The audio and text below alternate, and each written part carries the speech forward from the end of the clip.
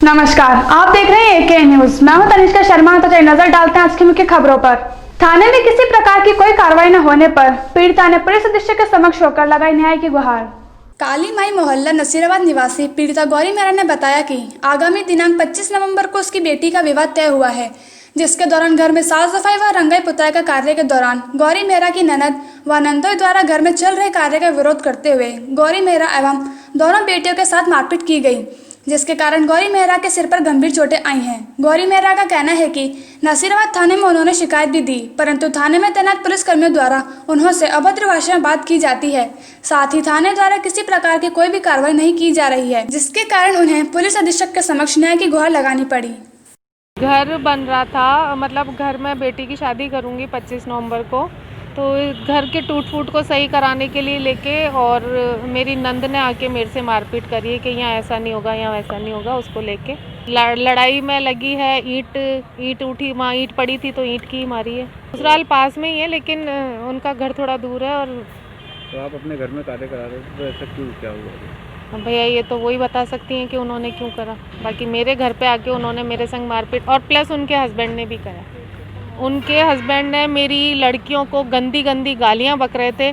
मेरी कोई लड़ाई नहीं थी, पहले इसी को मारा पीटी, और मेरे से एक छोटी वाली और है, उसको भी दोनों गुत्थम गुत्था होके बालों में और इनको मारा पीटी कर रहे थे। ये देखो इसके खा गई है वो हाथ में। जब मैंने उनको छुड़ाया तो उसने उठा के मेरा सर फोड़ा है। शिकायत करी है अब, लेकिन आज मेरे को 7 तारीख का मैंने करा है, पर मुझे ऐसा नहीं लग रहा है कि उनके खिलाफ कुछ हो रहा है, तो इसलिए मैं एसपी सर के पास आई थी। एसपी साहब ने बोला है उन पे करेंगे, कार्रवाई करेंगे। गंज थाना इलाके में पिता पुत्र के रिश्ते को शर्मसार कर देने वाली एक घटना आई सामने। गंज थाना इलाका स्थित नागफनी क्षेत्र में रहने वाले गोवर्धन ने अपने बेटे के खिलाफ बीच सड़क पर मारपीट का मुकदमा दर्ज करवाया है। सबसे बड़ी और हैरान की बात यह है कि यह पूरा वाकया सीसीटीवी कैमरे में कैद हो गया। एक कलयुगी बेटा पाइप को हाथ में लेकर बीच सड़क पर अपने पिता को बेरहमी से पिटाई कर रहा है। पिता ने बताया कि उसका बेटा उमेश आए दिन उसके साथ इस तरह की मारपीट की घटना को अंजाम देता है। जब उसने काम से लौटकर खाने के लिए थाली लगाने की बात कही तो इतनी सी बात पर उसका बेटा उमेश भड़क गया और उसने पाइप से बेरहमी से उसकी जमकर पिटाई कर दी। ये पूरी घटना सीसीटीवी कैमरे में कैद हो गई और तस्वीरों में आप देख भी सकते हैं कि किस तरह से बेरहमी से पिटाई के बाद इस पीड़ित पिता के पीठ पर मारपीट के निशान नजर आ रहे हैं। वहीं पीड़ित गोवर्धन के द्वारा गंज थाने में अपने बेटे के खिलाफ मारपीट का मुकदमा दर्ज करवाया है। पीड़ित पिता की शिकायत मिलते ही गंज थाना पुलिस ने मामला दर्ज कर लिया है और मामले की जाँच शुरू कर दी। नागपणी भाई साहब, नागपणी बुरा जोड़। क्या हुआ था? कुछ नहीं था, वो भाजी मैंने कहा रोटी डाल दो, तो रोटी डाली, उन्होंने कूटने लग गया वो तो आवे जैसे पाइप से। उसका नाम है कुमेश सिसोदिया। क्या लगता है आपको? बेटा मेरा। अच्छा, फिर मेरे को भागना पड़ा। फिर मेरे को लग रही थी चारों तरफ से चोटें चोटें आ रही थी, तो मेरे हाथ पैर ही काम नहीं दे रहे थे। फिर रात को वो जैसे मैं भागा ना, फिर पीछे पीछे और आया मारने के लिए। फिर मेरी बच्ची के पास गया, मैं रात को वहाँ सोया। मेरे बच्ची ने बोला तुम आ जाए सो। गंज थाने में रिपोर्ट दर्ज करा दी। और कितने बेटे आप? वो एक ही है। वो एक ही मारता है? एक ही मारता हूँ। जवाहर रंगमंच पर नगर निगम के 80 वार्डों के साथ साथ किशनगढ़ नगर परिषद के 60 व नगर पालिका केकड़ी के 40, विजयनगर के 35 तथा सरवाड़ पालिका के 25 वार्डों का हुआ आरक्षण। नगर निगम के 80 वार्डों में से 41 वार्ड सामान्य वर्ग के लिए रखे गए हैं। इनमें से 13 महिलाओं के लिए आरक्षित कर दिए गए हैं। अजमेर के 80 वार्डों में से मात्र 28 वार्डों में ही सामान्य वर्ग के पुरुष चुनाव लड़ सकते हैं। 13 अक्टूबर को जिला कलेक्टर की उपस्थिति में जवाहर रंगमंच पर वार्डों का आरक्षण किया गया। इसके अनुसार निगम के वार्ड संख्या 7, 8, 17, 18, 19, 21, 22, 23, 25, 27, 43, 44, 46 से 52 व 53 नंबर के वार्ड ऐसे वर्ग के लिए आरक्षित किए गए हैं।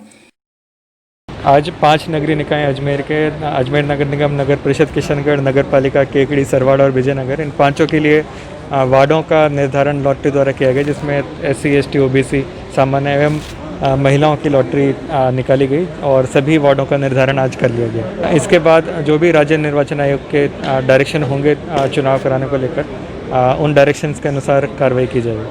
रिपब्लिकन पार्टी ऑफ इंडिया के अल्पसंख्यक विभाग के राष्ट्रीय अध्यक्ष हाजी शकील सैफी ने की दरगाह जियारत।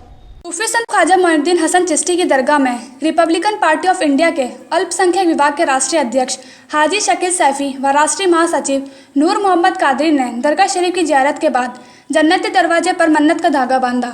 उसके बाद मीडिया से बातचीत में रिपब्लिकन पार्टी ऑफ इंडिया के अल्पसंख्यक विभाग के राष्ट्रीय अध्यक्ष सैफी ने कहा कि अब्दुल्ला ने देश की संप्रभुता पर कई बार सवाल उठाए हैं। सैफी ने कहा कि अब्दुल्ला कोई साधारण राजनेता नहीं है, वे एक पूर्व मुख्यमंत्री हैं। अगर वह एक साक्षात्कार में ऐसा बयान देते हैं तो स्वाभाविक है कि वह चिंतनीय और दुखद है। अब्दुल्ला के हिसाब से चीन की आक्रामकता का कारण अनुच्छेद 370 का हटाना है, जो चीन की विस्तारवाद की नीति को सही ठहरा रहा है। अब्दुल्ला का स्टेटमेंट देश विरोधी स्टेटमेंट है।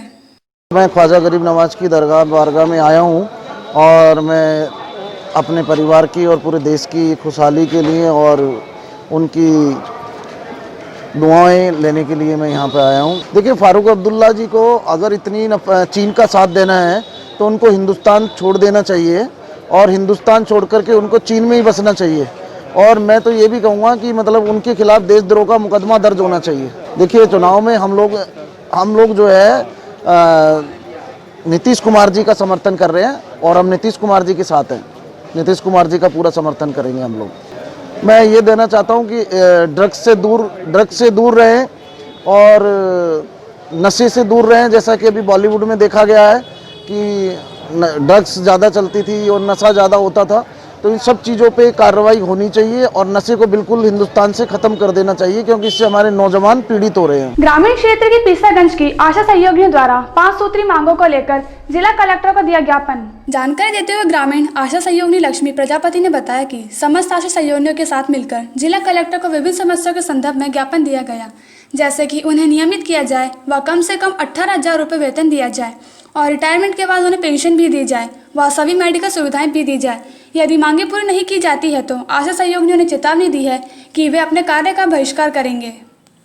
हम पीसांगन ब्लॉक से आए और हम जिला कलेक्टर को ज्ञापन देने आए हैं कि हमारी मांगे पूरी की जाए।